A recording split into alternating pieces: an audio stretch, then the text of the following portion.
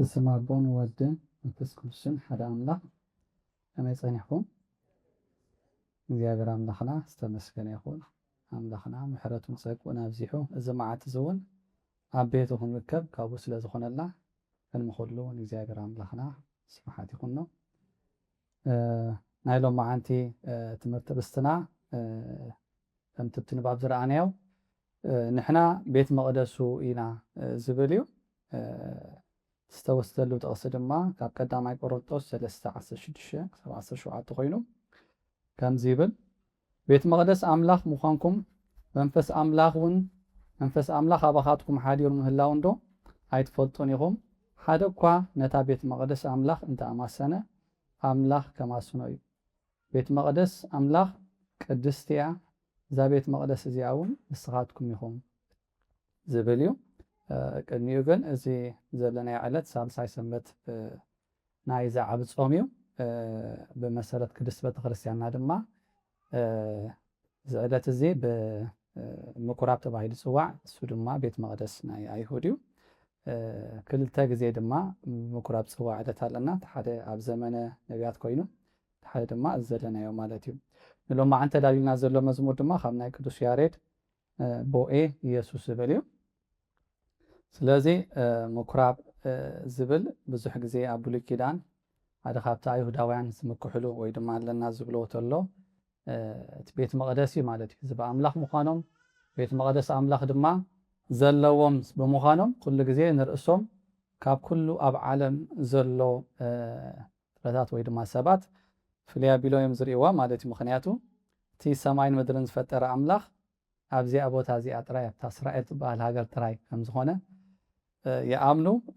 ካልእ ኩሉ ግድም ኣህዛብ ኢሎም ይብልዎ ስለ ዝነበሩ ኩሉ ግዜ ንርእሶም ብርግፅ ኣምላኽ ይፀዊዕዎም ከም ዝባ ኣምላኽ ድማ ይባሃሉ ነይሮም ማለት እዩ ስለዚ ኣብዚ ናይ ሎም መዓልቲ ትምህርትና ድማ ብርግፅ ብዛዕባ እቲ ቤት መቕደስ ኣይሁድ ወይ ገለ እቲ ዲቴል ክንገልፅ ዘይኮነ ካብቲ ዝተወሲደልና ዘሎ ጥቕሲ ንሕና ቤት መቕደስ ኣምላኽ ኢና ዝብል እዩ ብዛዕባ ቤት መቕደስ ኣምላኽ ትምሃር ግን ኩሉ ግዜ ድማ እቲ ቤት መቕደስ እንታይ ምዃኑ ትምሃር ድማ ኣገዳሲ ስለ ዝኾነ ንዕውን ሕልፍ ኢልና ክንሪኢና ማለት እዩ ስለዚ ኣብቲ ንባብ ከም ዝተነበበልና ከም ዝረኣናዮ ጎይታና የሱስ ክርስቶስ ምስቶም ስድርኡ ናብ ኢየሩሳሌም መፂኡ ኣብቲ ቤት መቕደስ እታ ቤት መቕደስ ከም ዝረኣናያ ብብዙሕ ነገር ዲጋዓዝያ ብዙሕ ክህልዎ ዘይግብኦ ኣብቲ ቤት መቕደስ ቤት ፀሎት ጥራይ ክህሉ ዝግብኦ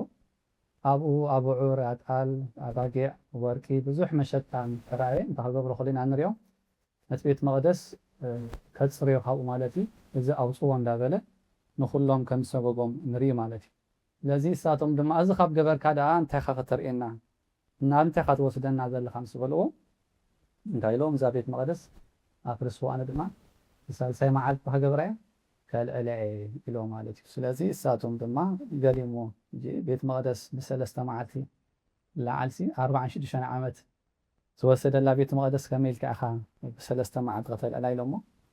እሱ ግን ከምቲ ፅሑፍ ዝረኣናዮ ብዛዕባ ቤት መቕደስ ስጉ ይዛረብ ነይሩ ማለት እዩ ስለዚ እቲ ከም ዝተስእ ድማ ዳሕራይ እቶም ናቶም ሓበርያት ማለት እዩ ብዛዕባ እንታይ ከም ዝዛረብ ከም ዘሎ ከም ዝተረድኦም ኣብቲ ናይ ሎም መዓልቲ ዕለታዊ ንባብና ርኢና ነርና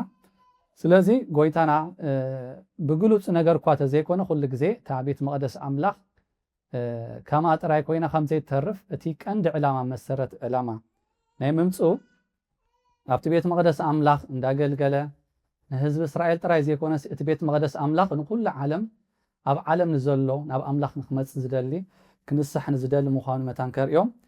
ብምሳሌያዊ ንዖም ሽዑ ይርድኦም ኣይነበረን ይዛረቦም ነይሩ ማለት እዩ ስለዚ በዚ ምክንያት እዚ ድማ ሃዋርያ ጳውሎስ ዳሕራይ ንሰብ ቆሮንጦስ ክፅሕፈሎም ከሎ ንርእሶም ካብ ኣይሁዳውያን ይኹን ካብ ካልእ ፈልዮም ከይርእዋ እንታይ ኢልዎም ብዋጋ ተዓዲግኩም ኢኹሞ ስጋኹም ቤት መቕደስ ናይቲ ኣባኻትኩም ዘሎ ካብ ኣምላኽ ተቐበልኩምዎ መንፈስ ቅዱስ ምዃኑ ናይ ርእስኩም ከም ዘይኮንኩም ዶ ኣይትፈልጡን ኢኹም ስለዚ ብስጋኹም ንኣምላኽ ኣክብርዎ ስለዚ ቤት መቕደስ መጀመርታ ግዜ ቅድሚ ሕጂ ነበረን ኣብቲ ደቂ እስራኤል ኣብ በረኻ ኣብ ዝነበሩሉ ግዜ ኣብቲ ናይ 40 ዓመት ጉዕዞ ግን ብዙሕ ግዜ ሓጢኣት ኣብዝሑ ንኣምላኽ ይብድሉ ስለ ዝነበሩ እግዚኣብሔር ኣምላኽ ሰርቴን ዝኾኑ ሰባት መሪፁ ቾይስ ገይሩ ነቶም ሌዋውያን ማለት እዩ ቤት መቕደስ ክሰርሑ ኣዚዝዎም ማለት እዩ እዚ ክሰርሓ ከሎ ድማ ሙሴ نربع معلتي نربع ليتن أبتخرم كوينو مس إغزابير أملاخ يزارارب نيرو مالتي جبتا خرن حانت مثل خمزة رأيمو كلها تاتريا زلها مثلي أبتاكرن زلا كم أجير كم صورة كسر حيلو كل ديتيل يهونا حبريتا هيبو أبتناي أوريت بعد يهونا ببون خلينا كل أنا عاد ما تقدر تصاريو دما وريدو منفس أملاخ زنبرم تبرز مالهم سبات يرو دما صريحوا مالتين لازق أدمي بيت مقدس بحال عين برن مبزحة أمتم من زيابير زفارو سبات كم بعل ربنا إبراهيم يخون كالوت كلهم بعل يعقوب بيت مقدس عين برم أبت صخر وادا أبت أملاخ استقلت صلهم مسوي صرح نيرو مالتين لازق أبت مسوي خينام دمان زيابير مسكنو يما باتصعو زيابير دما أبو خين دما زاربهم نيرو مالتين لازق بيت مقدس بل مجمر تاجزي أبت كرن دك إسرائيل أبرخا جينا نبكن أنك أتو خلو بمز خمس نبرة نرأي مالتين سلازي إذا خمسي له هلو دما لحراي دما دك إسرائيل نبتا خور سواز قبو المريت مساعته الداويت دما أنا نعملقي بيت مقدس كسر حلو دلقو أنا بيت نقصاتنا تقمتكم بيت مقدس كن زدون كان كمزيلو أب على باس سرح سرح سقبو أيكوننيلو نسعى اسخاخ سرح يتخلني خا زوحد أمثلة زبسس كاجن خابا خاز ودخا بيتك سرح لي مسولو دما سولومون أبتنا جزية سولومون أز يهود أز نبرو وج زي نبرو دم فسا زي نبرو جزيجن سولومون دما نتا بيت مقدس أملاخ كم سرح عندهم مالتيو سلازي زي أتقدميتي بيت مقدس نيران إسرائيل نوحي دما تصنيحة تخونا جن كم تعنتو يزبلنايو ندقنا بزوح جزية دك إسرائيل أملاخ ضدلو أبت بيت مقدس تاوتات أمسو يبدلو سلاز نبرو ما أتا بيت مقدس دما ندقنا أملاخ تاقبرا جميرو كتفاعيلو مالتيو لازم خلاتنا تنبيت إرمياس نمبي بسلازلنا بزح بزعباء تزاريبو أموداتا ناني كريسوا كفرسيايلو بابيلون نكون ناصر بحال نقصاتو ما تتمدنا بوزلنا نتابيت مقدس أفيسوا مالك እንደገና ድማ እግዚአብሔር መሐል ስለዝኾነ ንጉስ ቂሮስ በሐልና ንጉስ ፋርስ እንደገና ደሪኹ ውሽጡ አላዒሉ ድማ እንደገና ክሰርሕዋ ድማ ታቤት መቅደስ ከም ዝደረኹሙ ተሲኦም ድማ እንደገና በቶም ነቢያት እንዳተሓገዙ ከም ዝሰርሕዋ ስለዚ ብዛዕባ እዚኣ እዮም ማለት እዩ 46 ዓመት ወስዳትሎም ድማ ተኻልአት ቤት መቅደስ ድማ እንደገና ኣተዓራርዮም ሰሪሖም ማለት እዩ ስለዚ ጎይታና ኢየሱስ ክርስቶስ መፅእ ከሎ ናብዛ ካልኣይ ሰዓት ዝተሃንፀት ቤት መቅደስ ከም ዝመፀ እሞ ኣፍርስዋ ብሰለስተ መዓልቲ ድማ ከልዕላ እዮም ዝበሎም ብዛዕባ ኣዛርብ ዘሎ ይመስሎም ነይሩ ማለት እዩ ስለዚ እቲ ብሕፅር ዝበለት ቤት መቅደስ ከምዚ ኢሉ ከም ዝጀመረ እቲ ፍልልዩ ድማ ናይ ሰሎሞን ቤት መቅደስ ብኩሉ ነገራ ብውቁብ ኣእማን ወርቂ ብሩር ዝተሰርሐት ከም ዝነበረት ናይ ዳዊት ግን ጃስ ብቴንዳ ገይሩ ካብ ቦታ ናብ ቦታ እንዳልዕለዋ ዝኸዱ ዝነበሩ እያ ማለት እዩ ግን እቲ ቀንዲ ቁም ነገሩ እቲ ውሽጡ ዘሎ ግን ክፍለታቱ እቲ ክህነቱ ኩሉ ግን ተመሳሳሊ እዩ ነይሩ ኣፀድ ነይሩ ቅድስተ ቅዱሳን ዝበሃል ድማ ነይሩ እቶም ዘገልግሉ ድማ ኣብ ኩሉ ዘመናት ሌዋውያን ተዘይኮይኖም ከኣቱ ኣይፍቀድን ነይሩ ማለት እዩ ስለዚ እዚ ኩሉ ንምሳሌና ወይ ድማ ንመምሃሪና ዝተፃሓፈ ኮይኑ እሕና ብርግፅ ከምቲ ናታቶም ቤት መቅደስ ኣምላኽ ሓንቲ ፍልጥቲ ቦታት ባህል ከም ዘይብልና ከርእየና ንስኻትኩም እንታይ ኢልና ቤት መቅደስ ኣምላኽ ኢኹም ኢልና ማለት ስለዚ ክልተ ወይ ሰለስተ ኮይኖም ብስመይ ኣብ ዝተኣከብሉ ኣብ ዝበሎ ኩሉ ቤት መቅደስ ኣምላኽ ከም ዝኾነ እግዚኣብሔር ኣምላኽ ነጊርና ማለት እዩ ስለዚ ነታ ሳምራዊ ሰበይቲ ንስኻትኩም ኣብ ዝኸረን ኢኹም ስገድ ትብሉ ንሕና ግን ኣብዚ ኢና ኢላ ክትካትዑ ምስ ጀመረት ኣቲ ሰበይቲ ንእግዚኣብሔር ኣብዚ ይኹን ኣብቲ ዘይትሰግድሉ ግዜ ትመፅእ ኣላ ኢልዋ ኣምላኽ እንታይ ኢልዋ መንፈስ ኢልዋ እቶም ዝሰግድሉ ድማ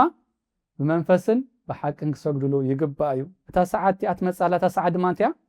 ሕጂ እያ ኢልዋ ማለት እዩ ስዑ ካብ ሽዑ ጀሚሮም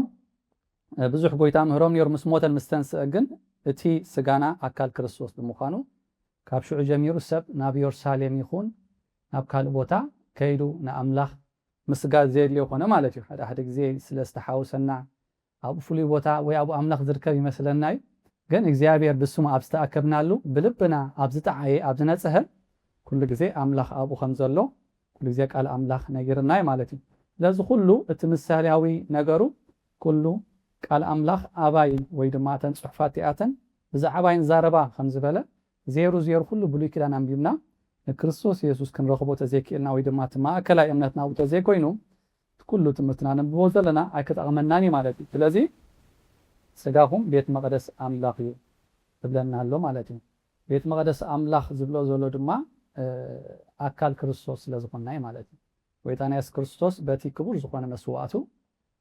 ሓንሳብን ዘለዓለምን ክረኣየልና ኢሉ ኣብታ ኣብ ሰማይ ዘላና ኣምላኽ ምሳይ ምስ ገበሮ ንሕና ብኡ ብንኣምን ዘበልና ኩላትና ኣካሉ ከም ዝኾንና ነገረና እዩ ማለት እዩ ስለዚ እንታይ ዝብለና ብናይ ሰብኣይን ሰበይትን እውን መሲልዎ ኣሎ ትርእሲ ክርስቶስ ከም ዝኾነ እታ ሰበይቲ ድማ ቤተክርስትያን ከም ዝኾነት ድማ ይገልጸልና እዩ ብኡን ንሕና ኣካላቱ ከም ዝኾንና ይነገረና እዩ ማለት እዩ ስለዚ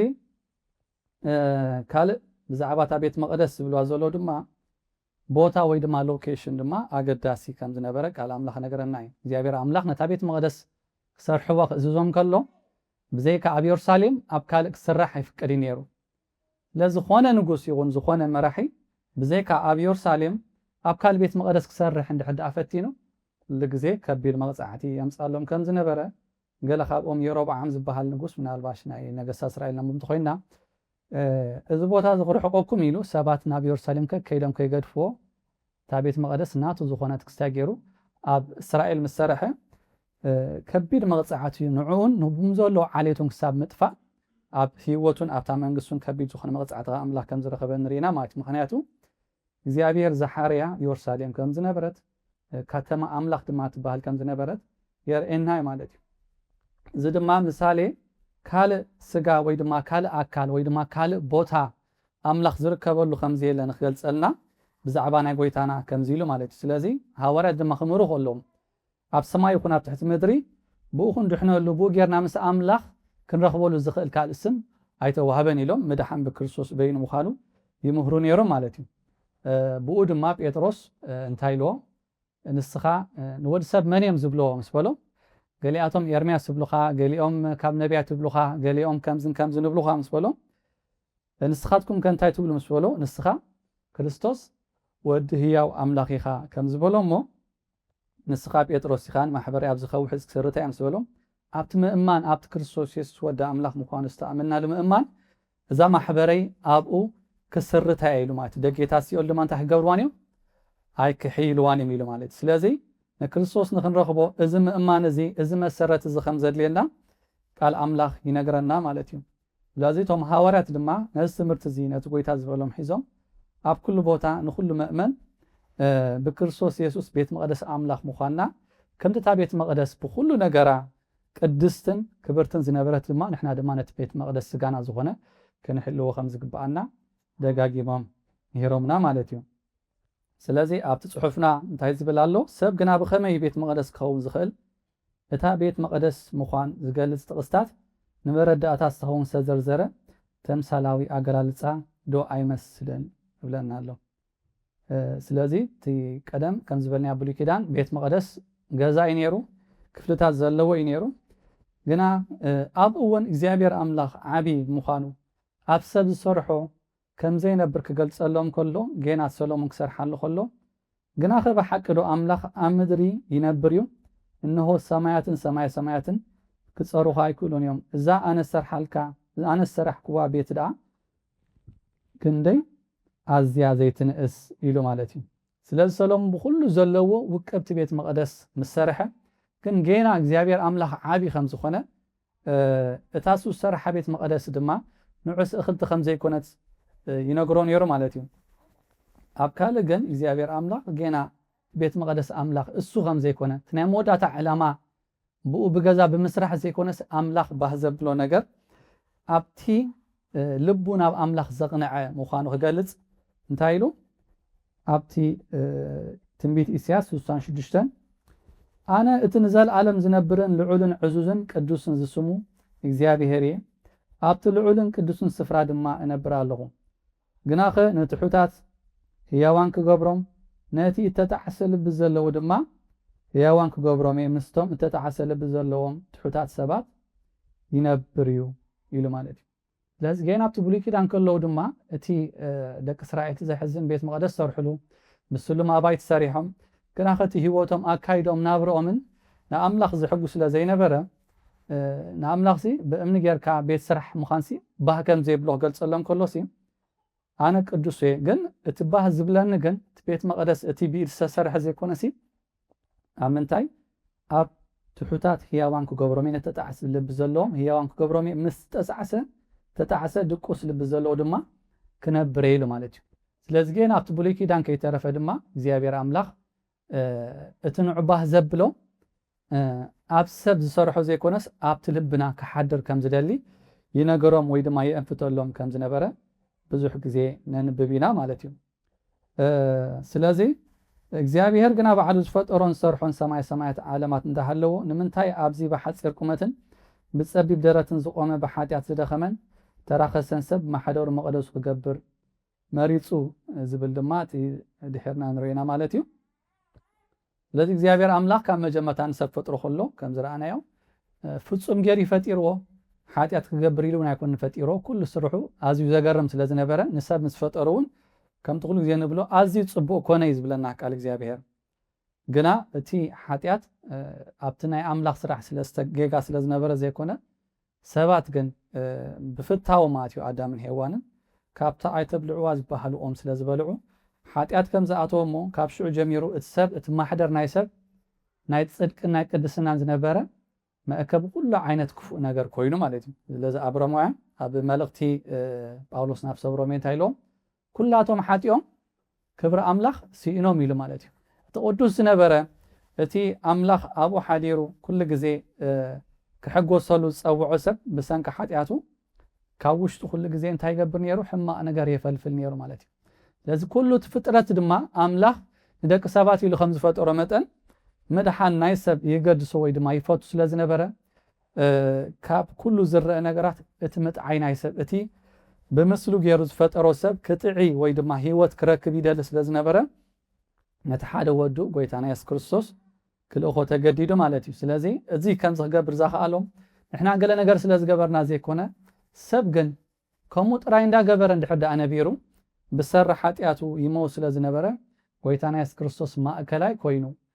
ብኡ ጌርና ድማ ናብ ኣምላኽ ንኽንኣቱ ካብ ሰማያት ወሪዱ ማለት እዩ ስለዚ ስለምንታይ ተኢልና እግዚአብሔር ስለ ዘፍቀረና ከምኡ ኢሉ እንተኸይዱ ከምቲ ዝሓለፈ ዝጠቐስናዮ ሰባት ሞይቶም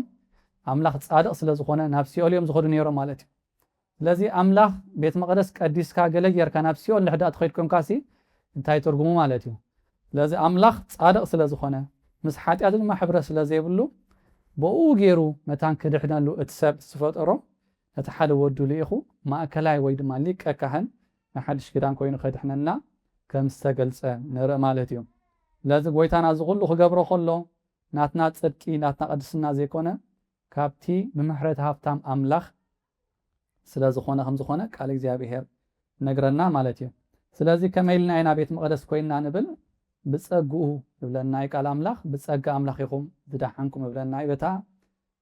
ንክርስቶስ ኢየሱስ ኣሚንና ዝተቐበልናዮ መዓልቲ እንታይ ትብለና መንፈስ ቅዱስ ኣባኻትኩም ይሓድር ኢልና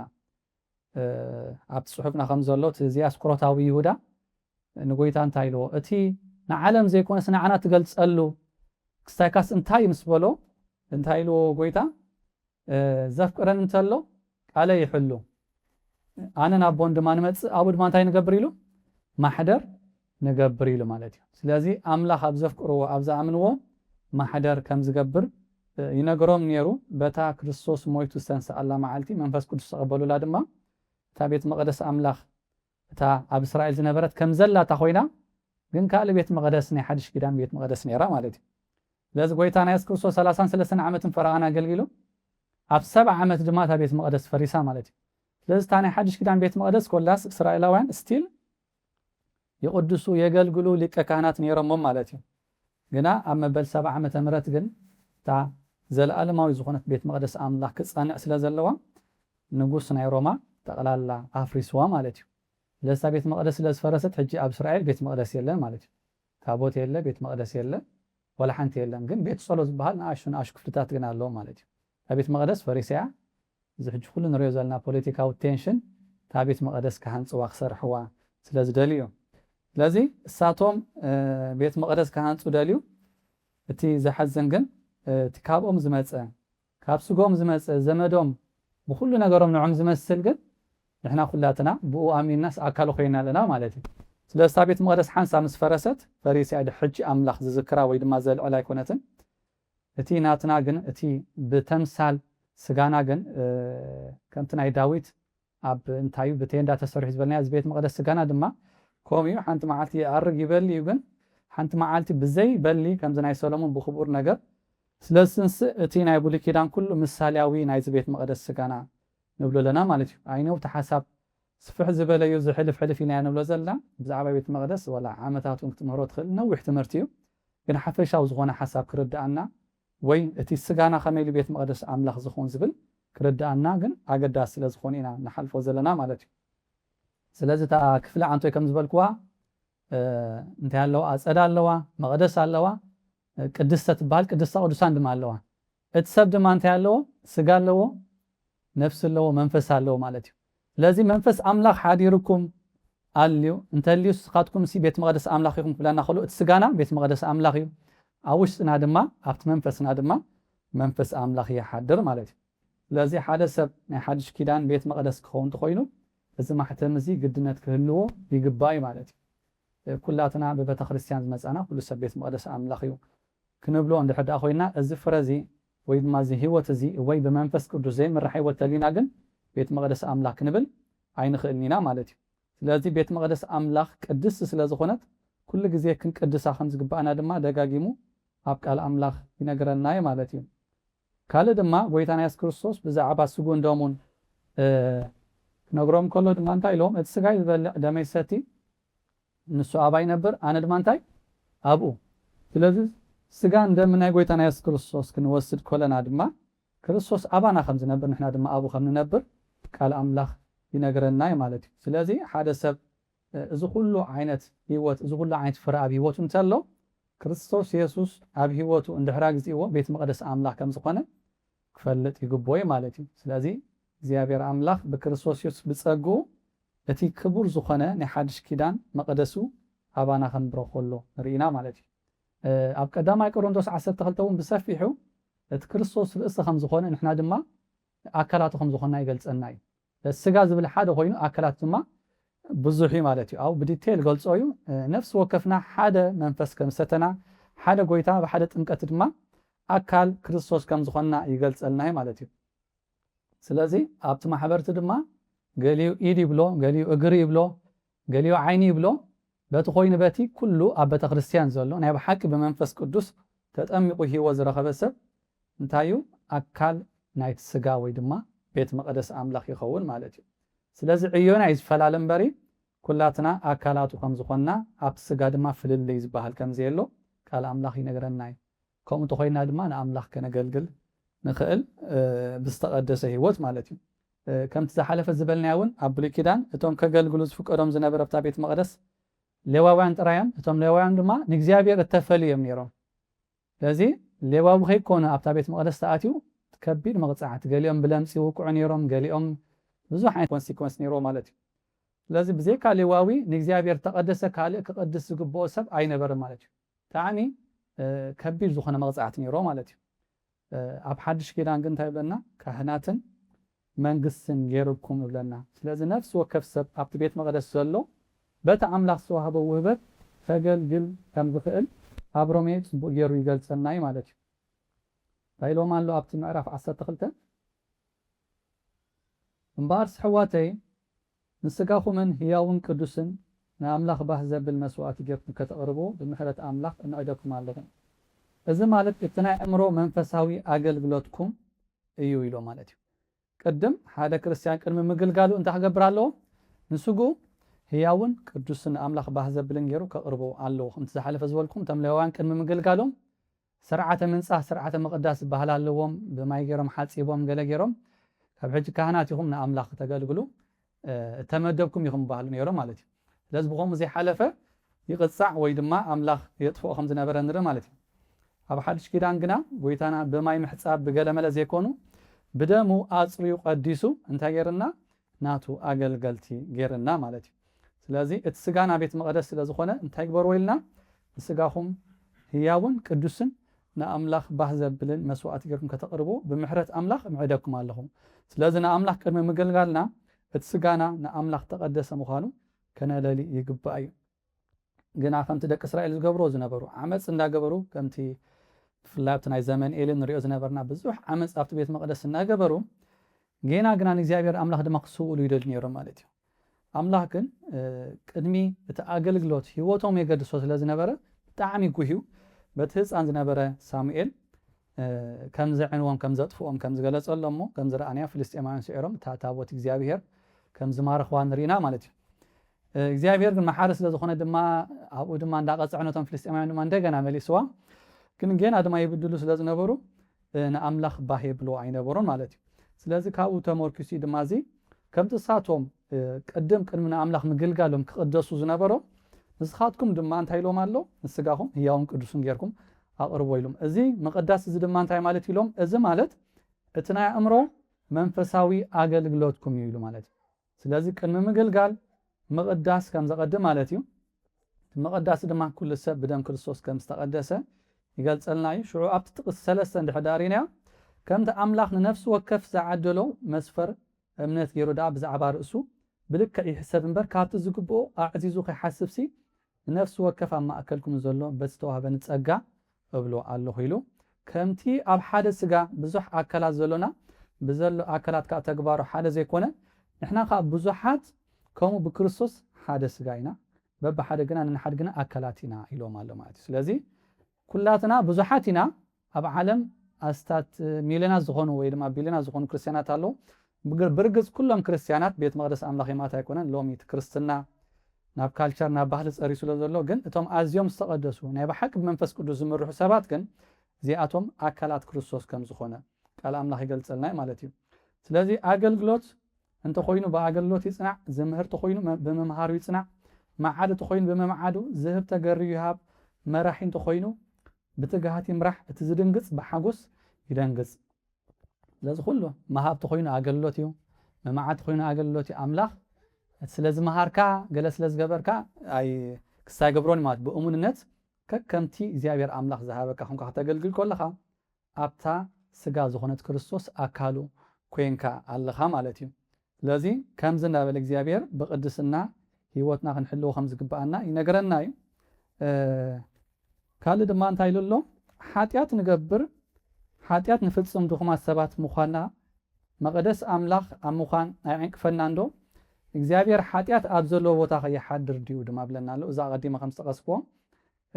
ብርግጽ ኣምላኽ ቅዱስ እዩ፣ ኣብ ቅዱስ ስፍራ ክነብር ዝደሊ እቲ መቐባልና እውን ንሕና ጻድቃን ስለ ዝኾንና ዘይኮነሲ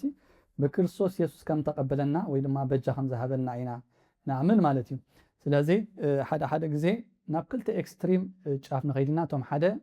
ብምሕረቱ ጥራይልካ ከም ዘቀደሰካ ካብ ሓጢኣት ሓራ ከም ዘውፃካ መጠን ኣብ ክንዲ ብቅድስና ሂወትካ ፈሊኻ ትነብር። ኣነ ሓጢኣተኛ ብምሕረትካ እንዳበልካ ጥራይ ናብቲ ሓደ ጫፍ ዝኸይድ ኣሎ፣ እቲ ሓደ ድማ ሓጢኣት የብለየን ኣነ ጻድቕ እየ ዝብል ድማ ኣሎ። ክርስትና ግን ኩሉ ግዜ ቃል ኣምላኽ ግን ባላንስ ዲ ማለት እዩ። ክርስቶስ ኣብ ሂወትና ክሳብ ዝሃለወ ሓጢኣት ሓይሊ ከም ዘይብሉ ይነገረና እዩ ማለት እዩ። እቲ ክርስቶስ ዝኾነ ነገር ማለት እዩ። ኣብዚ ብፍላይ ኣብቲ ናይ ቀዳማይ ዮሃንስ ብሰፊሑ ይገልጾ እዩ ማለት እዩ። እንታይ እንዳበለ ንሱ ንሓጢኣት ከርሕቆ ኢሉ ከም ዝተገልጸ ትፈልጡ ኢኹም፣ ኣብ እውን ሓጢኣት የለን። ስለዚ ንሕና ኣካላት ክርስቶስ ኢና እንድሕዳ ንብል ኣለና ኮይና ብርግጽ ብክርስቶስ ኢየሱስ ንኩሉ ዓይነት ሓጢኣት ክንስዕረሉ ንኽእል ጸጋ ተዋሂብና እዩ። ገለ ከይገበርና ጎይታ ባና መጽዩ ጌና ሓጢኣተኛታት ኮለና ጌና ገለ ዘይብልና ኮለና በታ ዝተነስሐናላ መዓልቲ ገለ ነገር ከይገበርና ኮለና መንፈሱ ኣባና ኣፍሲሶ ማለት እዩ። ብፍላይ ኣብ ግብረ ሃዋርያት ንሪኦ ኮለና ኣሚኖም ሽዑ ሓጢኣቶም ዝተነስሑ ኢንስታንትሊ መንፈስ ቅዱስ ኣባቶም ይወርድ ከም ዝነበረ ንርኢና ማለት እዩ። ስለዚ እቲ ኢኒሻል ዝኾነ ሳልቬሽን እቲ ኢኒሻል ዝኾነ ምድሓን ገለ ብዝገበርካ ዘይኮነ ኣምላኽ ብምሕረቱ ብንስሓ ከም ዝህበካ ንርኢና። ብድሕሪ ግን ክርስቶስ ኣባ ከም ሰዓቶ ምስ ሓደረ ግን ሽሕ እኳ ድኹማት ትኾንና በቲ ክርስቶስ ኣባና ብርቱዕ ዘሎ ግን ክንብርትዕ ክንቅደስ ከም ዝግባአና ይነገረና እዩ ማለት እዩ። እንታይ ኢሉ እቲ ኣብኡ ዝነብር ዘበለ ኩሉ ሓጢኣት ኣይገብርን፣ ነፍሲ ወከፍ ሓጢኣት ዝገብር ኣይረኣዮን ኣይፈለጦን እውን ይልና ኣሎ። ስለዚ ክርስቶስ ኣባና እንተሎ እንታይ እዩ ንሓጢኣት ክንስዕሮ ንኽእል ኢና። እዚ ማለት ብገለ ኣይንወድቕን ኣይንዕንቀፍን ማለት ኣይኮነን፣ ግን ኩሉ ግዜ ሓጢኣት ከውድቐካ ከም ናይ ሓድሽ ኪዳን ኣገልጋሊ መጠን መዓልታዊ ኣብ ሓጢኣት ትመላለስ ተለኻ ግን ቤት መቅደስ ኣምላኽ እየ ክትብል ኣይትኽእልን ኢኻ ማለት እዩ። ስለዚ እቲ ኣብ ክርስቶስ ዘሎ ናይ ብሓቂ መንፈስ ቅዱስ ዘለዎ ሰብ ሓጢያት ክገብር ኣይክእልኒ ዝብለና ዘሎ እንተተዓንቂፉን ይትስእ እምበር ቀጻሊ ኣብ ሓጢያት ኣይመላለስኒ ማለት እዩ ስለዚ እንታይ ኢሎም ደቀየ ሓደ እኳ ኣይስሕትኩም ከምቲ ንሱ ጻድቕ ዝኾነ እቲ ጽድቂ ዝገብር ከዓ ጻድቕ እዩ ዲያብሎስ ካብ መጀመርታ ሓጢያት ይገብር እሞ ሓጢያት ዝገብር ካብ ምንታይ ኢሎ ካብ ዲያብሎስ እዩ ወዲ ኣምላክ ከዓ ግብሪ ዲያብሎስ ምእንቲ ኸፍርስ እዩ ነዚ እተገልጸ ካብ ኣምላኽ እተወልደ ዘበለ ዘርኡ ኣብኡ ይነብር እሞ ሓጢያት ኣይገብርን እዩ ካብ ኣምላኽ ስለ እተወልደ እውን ሓጢያት ክገብር ኣይኮነሉን እዩ ጽድቂ ዝገብርን ንሓዊ ዘፍቅርን ካብ ኣምላኽ ኣይኮነን ውሉድ ኣምላኽን ውሉድ ዲያብሎስን በዚኦም ዝግለጹ ኢሉ ስለዚ ብርግጽ ብክርስቶስ ኢየሱስ ዝዓይነት ምድሓን ረኺብና ንዑ ዘንጸባርቕ ህይወት ቤት መቕደስ ከም ምዃንና ንዑ ዘንጸባርቕ ህይወት ተዘይብልና ግን ህይወትና ክንጥብራ ከም ዘይብልና ኣብ ጽልኢ ኣብ ሓጢያት ኣብ ጽልኢ ንሓውኻ ኣብ ብዙሕ ዓይነት ክሳይን ተለናሲ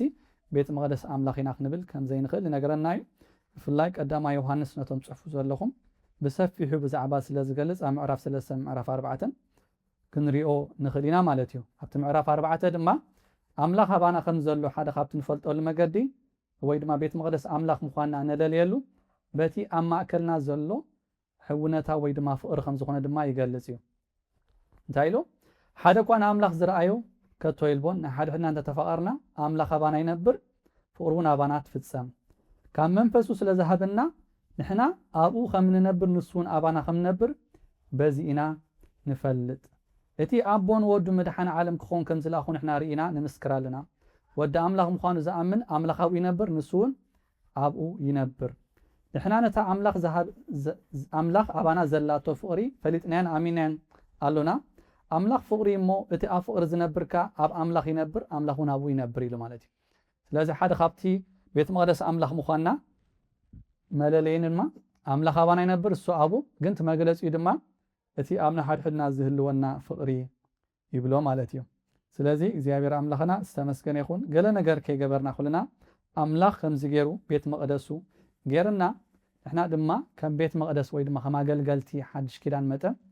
ነቲ ዝተዋሃበና ክቡር ነገር ብቅድስናን ብንጽህናን ክንሕዞ ከም ዝግባአና ይነግረና ማለት እዩ ኩሉ እቲ ብሉይ ኪዳን ዝረኣናዮ ብቤት መቕደስ ተመሲሉ ዘሎ ንምንታይ ናይ ተጻሒፉ እዩ ዝብለና ንመምሃሪና ንምሳሌና የተጻሒፉ እዩ ዝብለና እግዚአብሔር ጎይታና ኢየሱስ ክርስቶስ ናብ ኢየሩሳሌም ክመጽእ ከሎ እሳቶም እንታይም ዝብልዎ ነይሮም ራእያ ባታ ቤት መቕደስ ብኸመይ ዝበለት ስሉም ኣእማን ተሰሪሓ ተገርምዶ ብሎ ነይሮም ንሱና ብጣዕሚ ከም ዝጓሃይ ንርኢና እዚ ትሪእዎ ዘለኹም ኣእማን ስሉም እምኒ ኣብ ልዕሊ እምኒ ክሳብ ዘይቀውም እንተክገብር እዩ ሓንቲ መዓልቲ ኣክትሪእዎን ኢኹም ኢሎም ማለት እዩ ስለዚ እግዚአብሔር ኣምላኽ እቲ ንዑባህ ዘብሎ ነገር ከምቲ ዓንቶ ዝበልናዮ እቲ ንሱ ብምስሉ ዝፈጠሮ ሰብ ኣብቲ ፍቓዱ ኣብቲ ሓሳቡ ክመላለስ እንከሎ እምበር ኣምላኽ ብወርቂ ገይሩ ብገለ ጌርና ንዕሽዎ ይኮነን ማለት እዩ ስለዚ ደቂ እስራኤል ሓጢኣት እንዳገበሩ ናብቲ ቤት መቕደስ ስቡሕ ብዕራይ ሒዞም ክመፁ ከለዉ ኣነ ዶ ስጋ ናይ ብዕራይ በልዐ ኣነ ዶ ደሙ ሰትየ ኣነሲ እቲ ሂወትኩም እንዳይ ዘገድሰኒ እንታይ ክትገብሩ ናብ ኣፀደይ መጻኹም እናበለ ይጉ ከም ዝነበረ ንሪኢና ማለት እዩ ደቂ ሰባት ግን ኩሉ ግዜ ሂወትና ንኣምላኽ ይሃብና ብወርቂ ብገንዘብ ብገለ እንዳገበርና ነቲ ካልእ ነገርና ክንጥብሮ ንድሊ ኢና እሞ እግዚአብሔር ኣምላኽ ነቲ ብደሙ ዓዲጉ ኣንፂሁ ዘቐደሰና ንዕኡ ብሂወት ከምቲ ዝግባአና ጌርና ምስ ንነብር ጥራይና ቤት መቕደስ ኣምላኽ ኮይና ንዕኡ ዘሐጉስ ሂወት ክነብር ንኽእል እሞ ናይ ሎም መዓንቲ ትምህርትና ንምጥቕላል እንታይ ዝብለና ዘሎ ምስ ንሕና ቤት መቕደሱ ኢና ንሕና ቤት መቕደስ ኣምላኽ ኢና ኢሉ እቲ ምሳሌኡ ድማ ብገለገለ ከም ዝተንከፍናዮ ናይ ደቂ እስራኤል ቀደም ሊተራል ብሙሴ ዳሕራይ ድማ ብሰሎሞን ዝተሃንፀት ቤት መቕደስ ከም ዝነበረት ሲሪየስ ዝኾነ ነዚ ናይ ሓድሽ ኪዳን ምሳሌያዊ ዝኾነ ነገራት ገይሩ ድማ ከም ዝነገሮ ሞስ ኩሉ ድማ ንምህሮና ወይ ድማ ብምሳሌ ከም ዝኾነ ኩሉ ዝገብሮ ዝነበረ ክፍልታት ነዚ ናይ ሰብ ስጋ ነፍሲ መንፈስ ከም ዝውክል እቶም ሌዋውያን ድማ ነዞም ንዓና ናይ ሓድሽ ኪዳን ኣገልገልቲ ከም ዝውክል እቲ ሊቀ ካህናት ድማ ንክርስቶስ ኢየሱስ ከም ዝውክል ንሪኢና ማለት እዩ ስለዚ ብዙሓት ካህናት ነይሮም ይብለና ብዙሕ ሊቀ ካህናት ነይሮም ኩላቶም ግና እንታይ ብሞት እንታይ ኮይኖም ይግደቡ ነይሮም ማለት እዩ 40 ዓመት ተገልጊሉ ስለ ዝሞት ዝነበሩ ብኻሊእ ትካእ ማለት እዩ እቲ ናይ ሓድሽ ኪዳን ዝኾነ ጎይታና ኢየሱስ ክርስቶስ ግና ንሱ ክህነቱ ንዘለዓለም ይነብር እናበለ ምስቶም ናይ ብሉይ ኪዳን ብምሳሌ ከም ዝኾነ ይገልጸልናዮ ማለት እዩ ስለዚ እዚ ኩሉ ኢሉ زيرنا جن اتين احنا بيت مقدس أملاخ مخاننا تردئنا كنبرلو زي نقل تغينا زغلو أبولي كده ننببو زلنا كينيو تاريخ ويد مازانتا نهيوات زي كتقمنا يخيلي مو قال እግዚአብሔር ንስኻትኩም ቤት መቅደስ አምላኽ እዮም ከም ዝብለና እቲ ብደሙ ኣጽሪዩ ቀዲሱ ዝሃበና ኩሉ ግዜ ብንጽህና ብቅድስና ክንሕልዎ ከም ዝግባአና ሓጢያት ተገርና ድማ ኩሉ ግዜ ኣብ ሓጢያት ክንጸንዕ ዘይኮነ ቀልጢፍና ክንምለስ ከም ዝግባአና ቃል አምላኽ ይነግረና ማለት እዩ ስለዚ ከምቲ እግዚአብሔር አምላኽ ከምኡ ገይሩ ዘኽበረና ድማ ርግጽ ኩሉ ግዜ ምስኡ ሕብረትና ገበርና ብሕብረት ኣሕዋት ብጸሎት በቃል አምላኽ ኣብተን ዝሃበና ዓመታት ከምቲ እሱ ክቡር ነገር ዝኸፈለልና ንዑ ድማ ኣኽቢርና ክንሓልፍ እግዚአብሔር ብጸጉኡ ይደግፈና እግዚአብሔር ባረኩም